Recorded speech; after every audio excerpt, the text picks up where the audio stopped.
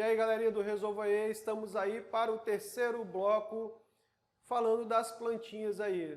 Terceiro grupo que nós vamos falar agora é sobre as gimnospermas. Lembra que nós falamos das briófitas, pteridófitas e agora nós vamos falar das gimnospermas.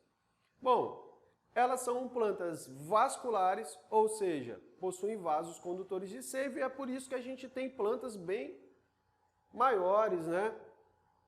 Elas são grandes, árvores, né, que chegam a 15, 20 metros de altura, né? Produzem sementes, ok? Na reprodução, elas não dependem mais de água. Então, reprodução não depende mais de água. Então, ela não tem nenhuma das características que tem as briófitas e pteridófitas na reprodução, que é a questão de não ser dependente da água na reprodução. E nós vamos entender por que elas não são dependentes.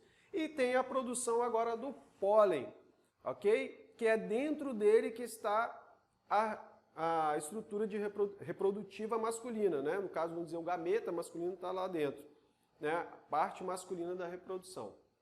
Então, quem são, na verdade, as plantas chamadas gimnospermas? Na verdade, gimnosperma significa sementes nuas, ou seja, são plantas que produzem sementes e essas sementes ficam descobertas, elas ficam sem nada envolvendo elas. Então, quando são produzidas a partir do processo de fecundação, elas ficam livres, elas ficam aparentes, então não tem nada protegendo essas sementes. Então, olha aqui, ó. Um exemplo bem conhecido das gimnospermas são os pinheiros. Aquele que o pessoal faz árvorezinha de Natal, bota um monte de adereço. Aquele é um tipo de gimnosperma. Nós também temos as sequoias, né, que são as plantas que aparecem lá nos Estados Unidos, naquelas reservas e tal, que são aquelas árvores gigantescas, elas chegam a ter 100 metros de altura. São as maiores árvores do mundo. Nós também temos os ciprestes, né? Sagu de jardim, que é muito utilizado para ornamentação. Temos vários tipos de gimnospermas. É claro que a maior parte das plantas que nós conhecemos são as angiospermas, que é o próximo grupo que nós vamos falar, no quarto bloco. Porém, essa daqui tem uma quantidade razoável também de plantas diferentes. Bom, esse pinheiro aqui que eu representei seria o pinheiro do Paraná, né? Que é um pinheiro que existe dentro do nosso próprio país aqui, na região do estado do Paraná, né? Que também é chamado de florestas de araucária, né? Ou os pinheiros do Paraná. Bom, como que é a estrutura reprodutiva? Nessa planta crescem umas estruturazinhas que a gente chama de estróbilo. É o estróbilo masculino e o estróbilo feminino. Essa é uma árvore que tem os estróbilos masculinos, essa é uma árvore que tem os estróbilos femininos. Então, o que acontece? Esse estróbilo masculino, ele produz o pólen. E esse pólen é carregado, né, pelo vento, normalmente. O vento bate e vai carregando esse pólen. Por ele ser muito pequenininho, muito leve, o vento consegue carregar ele. E quando o vento carrega ele em quantidades muito grandes, ele vai entrar em contato com as plantas, né, que estão muito próximas, onde tem o estróbilo feminino. E esse pólen entra em contato com a parte reprodutiva feminina. E, uma vez em contato, acontece a fecundação e em cada estrutura reprodutiva, né, que tem nesse cone, acontece a fecundação e nesse processo de fecundação acontece o surgimento das sementes.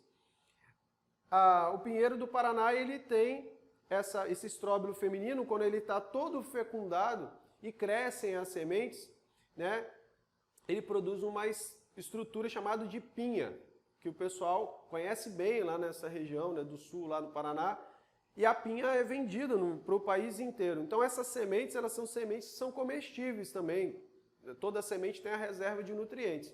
E essas sementes, como são comidas, elas podem ser feitas cozidas, assadas. O pessoal lá faz muito, né, no Paraná, o pessoal mais antigo coloca uma brasa, um braseiro, como se fosse um churrasco, lá, uma brasa, e coloca essa semente junto, enterrada lá com a brasa, e aquilo assa ali, né, com aquele calor, e eles comem aquelas sementes, principalmente em épocas quando está muito frio e tal, fazem uma fogueira e acaba fazendo isso aí. Era uma prática bem comum. Para você ver, é um alimento altamente nutritivo.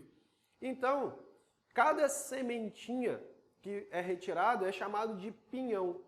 e o conjunto inteiro do estróbilo, com todas as sementes, é chamado de pinha, né? Bem conhecido lá. Então nós temos aí os dois pinheiros, né? Representando aqui a reprodução. Lembrando que como o pólen carrega o gameta masculino, então quando entra em contato, acontece a fecundação. Então é uma reprodução sexuada, ok? Então lembrando aqui, ó, é o vento que carrega o pólen. Então nesse caso nós percebemos que acontece exatamente uma das características aqui. Ele não depende de água na reprodução, que é bem diferente das pteridófitas e briófitas. Com a produção do pólen aconteceu esse advento agora, né, nesse grupo de plantas. Elas são vasculares, produzem sementes, que são livres, sementes nuas, não depende da água para reproduzir e a produção do pólen é o que possibilita essa independência da água na reprodução, diferente das briófitas e pteridófitas. Beleza, galerinha? Estão aí, então, as gimnospermas, mais um grupo que você está conhecendo aí. Espero que tenha ficado bem claro, bem objetivo, que é isso aí. Resolva aí. Sua aprovação sem sair de casa.